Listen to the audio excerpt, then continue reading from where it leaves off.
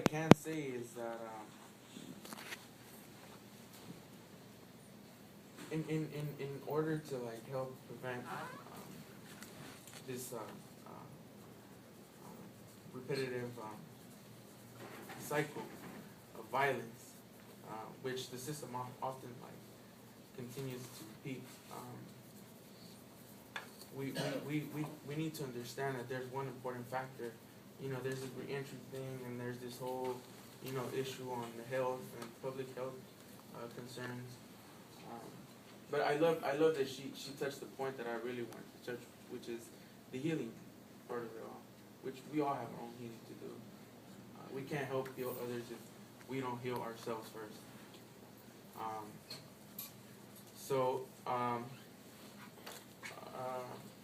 I guess that's pretty much my share of the story. You know, how'd you get from graduate of Camp Challenger and Camp David Gonzalez to now being a student at a wonderful university? Not that I'm prejudiced. Better. One of many wonderful universities. How did you get to UCLA? Was there a healing involved in that? It's East LA College. I'm so sorry. Okay, East LA. Hopefully on the way to UCLA. Okay. Well, I'm aiming for USC, but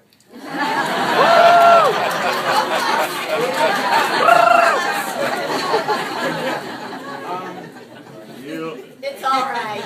It'll heal.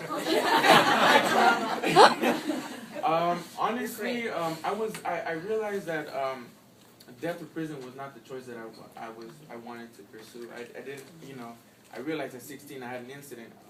I suffered my first like real bona fide loss. And so then this whole idea of gangbanging became true, and I realized like, wow, it's not just partying and making money. You know, you're gonna lose people. And so I knew then at that point that that wasn't the lifestyle that I wanted. But at 16 I was just too young to have the courage to like, you know, just turn my back on these people who I've called my family for so long. So it took me about 2 years to finally grow the courage to say, that's it. I had went on the run for a few months when I was 17, and every day I was partying, every day until I got sick of it. And I remember thinking to myself, like, I can't wait for the next cop to stop me so I can just like give myself, you know, up. And I remember, like a few days before I got arrested, I watched this program on PBS. It was called The Reprogramming of the Brain. And so I had it in my mind that the next time that I got incarcerated, that's what I was going to do. I was going to reprogram my mind. And I remember getting handcuffed and being put in the back of the cop car and thinking to myself, okay, this is it. This is my opportunity to learn how to walk straight. This is my opportunity to learn how to smile instead of, you know, that frown. This is my opportunity to start changing the way I think, the way I see things, the way I look at people. This is my opportunity to start to understand myself. I was sent to Camp Page, where I ran into a few old friends, so I couldn't necessarily start the process then. But I did inside of me, and I have a journal that I have at home that I would always write in every night. So that was a little piece of me that I was starting to work on, and the writing helped so much.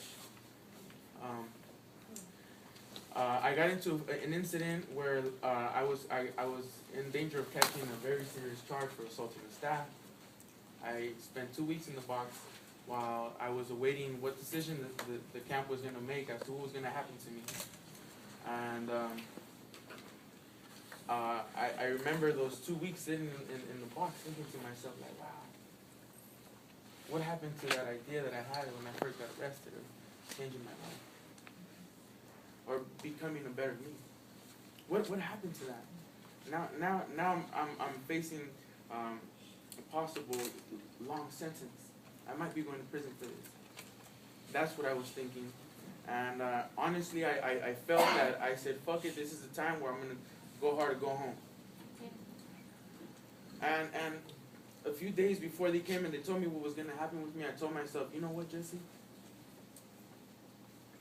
If you think you're a man of your word, then keep the word that you made to yourself when you first came here. And I made myself a promise that no matter what happened, no matter what the outcome was of that situation, I was gonna leave the facility a better Jesse. The heavens blessed me with an opportunity to go to Camp Gonzalez, where I met the wonderful Roberta Villa, who is somewhere in the back, who was my writing teacher, my mentor, my guardian angel. Because she guided me into the direction and to where I am today. She taught me about all the phases that I was going to go through, and she told me one thing that I still don't forget. It's going to take you 2 years to become normal. When I first got out, because I told her I just want to be normal. You know, I don't want to be the outcast anymore. She told me it's going to take you 2 years. So then I had a 2-year goal that I was aiming for, and she took me through the process and stood by me through every step. And I remember her and I don't know if she remembers the conversation, but her and I had a conversation about, you know, how this was going to happen. And I remember she asked me, like, you know, what is it that you want to do? And I told her what I wanted to do, and I said to her, but I don't know how I'm going to do it. But I'm going to do it. And so she guided me through the whole process. And I was ready. I was ready.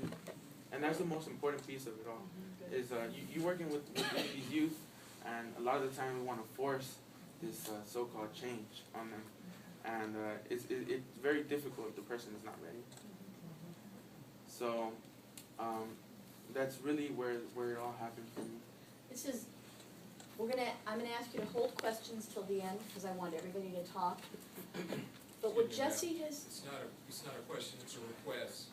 For those that are in the back, if you can have your panelists stand up. thank you so much.